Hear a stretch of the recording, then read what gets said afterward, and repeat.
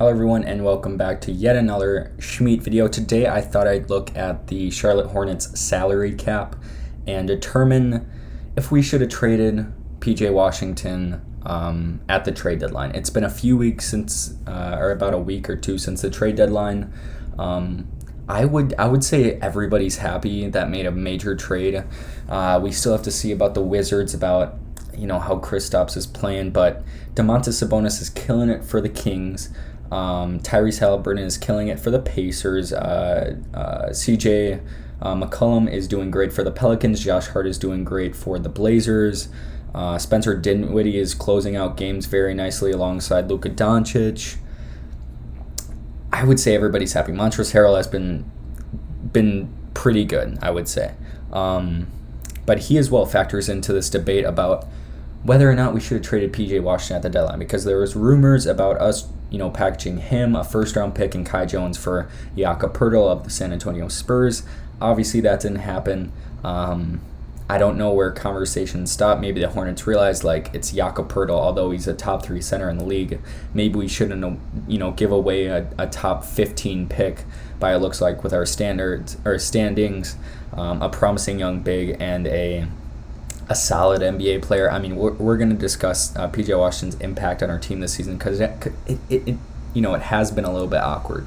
I'm just going to be honest with the acceleration in Miles Bridges' game, especially this season, breaking out as a 20-point per game scorer. I'm not sure what his averages are right now, but I know to start the season he was averaging 25. I know his efficiency has gone down a lot, especially his three-point shooting in Miles Bridges. But with the acceleration of his game, LaMelo's contract isn't up until the 2024 season. There's going to be a little, bit of salary cap gymnastics that the Charlotte Hornets are going to play. You got a lot of moving parts, especially with the addition of Montrezl Harrell. Because he's an unrestricted free agent after this season, it's going to be interesting if we just let him walk, if he was a 40-game rental for us, or if we get him a bag, which I don't think we give him a bag. I think if we do bring him back, it's going to be for about $10 million a year, which is pretty solid for Montrezl Harrell. That's pretty solid. He signed a $9.7 million contract this season, so is he willing to accept a longer deal, maybe 2 or 3 years, $10 million each year, make it 3 years, $30 million total? That's to be determined. Obviously, there's a lot of places that would like the energy of Montrezl Harrell, like the drive of Montrezl Harrell. But even other moving parts, like the restricted free agency of Miles Bridges, we have to determine that this offseason.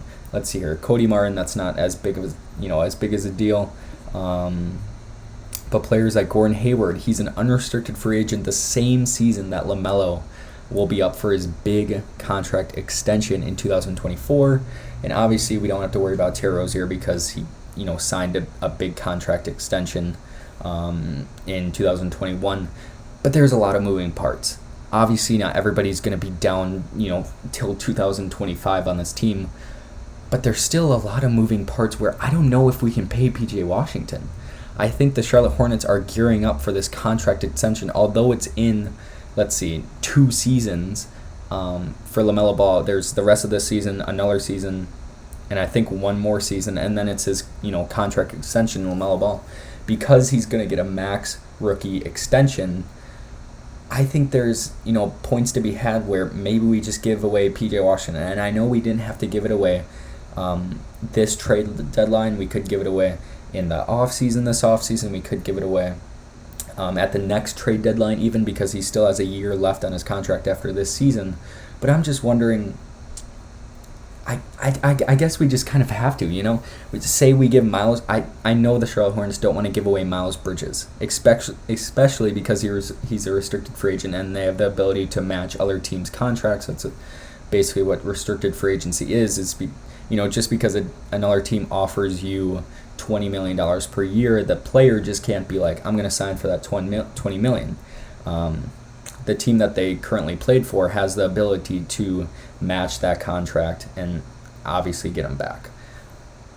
And I would guess the Charlotte Hornets are going to do that with Miles Bridges, which begs the question, if we have enough money to keep PJ Washington for what he wants. And if we just look up kind of his statistics, I'm going to beg the argument that we don't really need PJ Washington. Obviously, a lot of things have to be assumed with me saying that. I'm assuming that Miles Bridges will continue his run, his progression up in his years towards being a consistent 20-point per game player.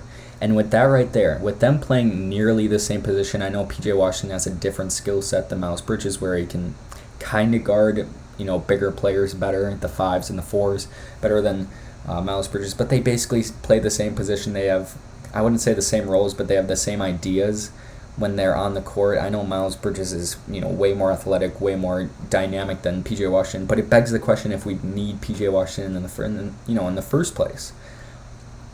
And with 10 points per game, 5 rebounds a game, you can get that out of a lot of players. And I know it's PJ Washington, it's not the most important player on our team, but not only him. Like, if we, it's going to be weird who we give the contracts to, because Cody Martin's a solid player for us. He's a restricted free agent this offseason. Obviously, there's Miles Bridges, Montrezl Harrell. Kelly Oubre is up for an extension. I don't know about Kelly Oubre. He's been great for us, but he only has one more season after this season. He signed a 2-year deal, so I just thought it was interesting. We have a lot of moving parts. We don't, other than LaMelo and Terry Rozier, which it's going to be interesting, say 2 years down the line, what Terry Rozier is and if he helps a team win. Obviously, his numbers are there, his statistics are there, his mindset is there. If you guys remember his summer workouts, bringing the whole team to Miami to get some summer work in is a great team builder, I would say, because you don't see a lot of NBA teams, everybody there for a workout. It's usually, guys doing their own things. So he has the mindset, but I don't know if he helps a team win.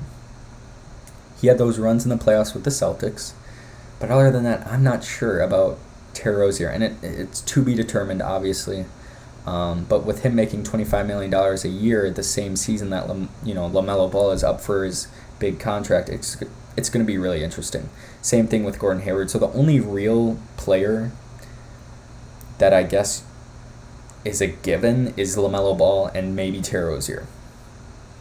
Those are the only 2 players that I could see still here in 2024. So that begs the question of who we give these contracts to and who we should get rid of to make that money for whatever contracts we give our players.